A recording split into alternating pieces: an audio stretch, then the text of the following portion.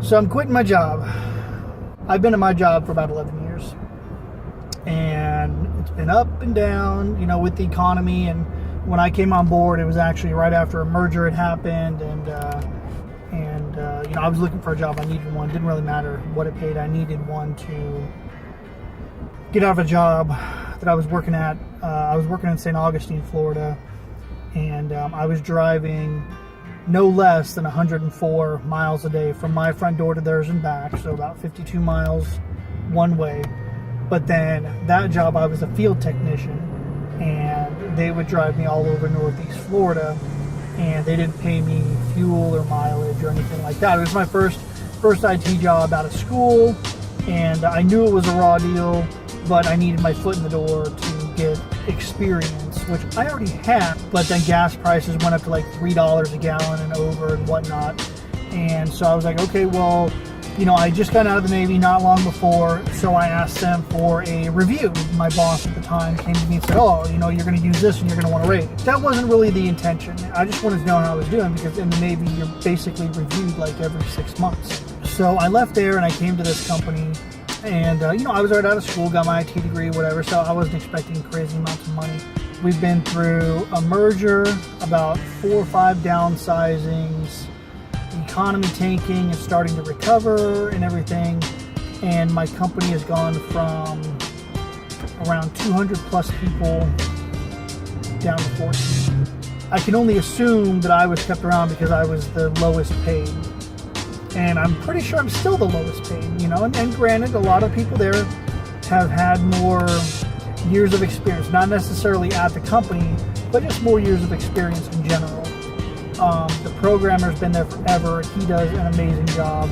Our clinical guy does awesome. I can't do what he does, the amount of knowledge that he's accrued over his, career on doctors and how to understand it and things like that. People have been there a long time, and they just asked me if I wanted to take over the on-call portion of the 2 people being let go soon, which I don't, but I feel like I am on call 24/7. So I come to work and I'm here from 8:30 to 4:30 or 8:35, whatever, and then I go home. And then it just seems that, I have to be at the beck and call of a pager or an email or a cell phone call or a text or something like that. And it makes it really hard to enjoy your job, which I used to enjoy my job. And then probably 3 or 4 years ago, kind of started not so much enjoying it. I got an IT degree, and I would love to actually start my own business and have my own clientele and things like that, but I don't have the money for that. So we went on Christmas break. I got a call from someone, and my name had been shuffled around. And, you talk to people. My friends network, I network. If I hear, this person needs their AC worked on, I recommend my AC guy. If I need, somebody hears that a computer needs to be worked on, they recommend me, and I fix it. So I interviewed with this company, and I went into the interview thinking it was an interview, because it was with the guy that I knew. And I'm like, okay, we're going to interview. And it was basically me and him BSing for the next 3 hours. And I'm like, okay, what's the deal? I was supposed to meet with a VP, and he was like, well, the guy's on the phone. And I'm like, okay, well, I've been here for 3 hours. I'm falling asleep at your desk, so just tell him to call me. A couple weeks go by, nothing happened. I didn't hear anything. I was like, okay, well, I probably screwed that up just by, leaving and not meeting with the guy. But a couple weeks go by, and almost to the new year, I get a call, from the guy I was supposed to meet with, who's traveling and busy and all that stuff. And he basically interviewed me over the phone. So it took about an hour of me just talking on the phone. And, basically just feeling each other out. You don't want to hire somebody that you don't get along with, you don't have common goals, you don't have common interests for a company. Just like me as somebody looking for a job at some point, I don't want to go to work for somebody that I don't agree with and I don't have anything in common with at the job, because it's not going to make the job fun and interesting. A few more weeks go by and I shoot a text out to my friend. I'm like, hey man, what's up? You guys said you wanted to have this position filled by the end of December. Here it is mid-January and you guys haven't done anything yet. Another week goes by and he emails me and says, hey, did you get that email that HR sent? And I'm like, nope, didn't get anything. A couple more days go by, and a couple phone calls that he makes. And so finally I get an email, and like, hey, this is, so-and-so from this company. We want to offer you a job. Here's our offer letter with X amount of dollars. So they made me an offer, and I've been at my job for 11 years, and so I haven't felt this before. I felt it a little bit when I got out of the Navy because I'd been doing that for 4 years. I worked at Blue Cross for 2. That was nothing. That was just claims entry. And then the other company, they were mad at me because I wanted to review, so it was time to go. But I've been here for 11 years, so I feel anxious. I feel like anxiety trying to make this decision about leaving. And I know it's just because I'm so closely tied to the people there. After you've been in a place for 10 years, people have kids, people invite you over, your families get to know each other, your kids play, you've been to their house, they've been to your house, you've celebrated birthdays and events, and you've been through things and everything. So these people are, near family to me. So I'm like, do I just want to leave? Because if I just up and leave and, don't call in on Friday and, don't show up on Monday kind of deal, they're going to be pissed. I would be hurt if somebody just left on me for no reason. So I've been thinking about it, and I sent the company counteroffer. They've offered me the job, so now I'm negotiating. Don't ever be afraid to ask for more money. Never be afraid to negotiate pay. You are worth more than what they're offering. Their job is to pay you the least amount of money to make you do the most amount of work. So they made me an offer, and I counter-offered, and then they came back with another offer, which was basically accept our first offer or suck it, essentially, which is fine. They're allowed to do that. They don't have to pay, if they only have a budget of X amount of dollars, they're only going to pay X amount of dollars for X amount of employees. I need to change jobs. In order to advance my career somewhere, I need to move. I can't advance where I am. It's not going to happen. And I should have realized that a long time ago. My goal at getting hired at this company that I'm at was work the help desk for a little while and move up.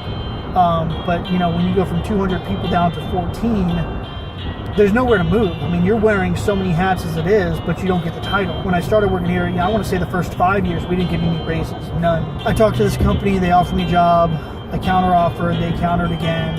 My only discrepancy with their counter-offer, take this or suck it, was, I have a vacation plan. I have an anniversary vacation plan that I've already bought and paid for with my wife for, an upcoming date.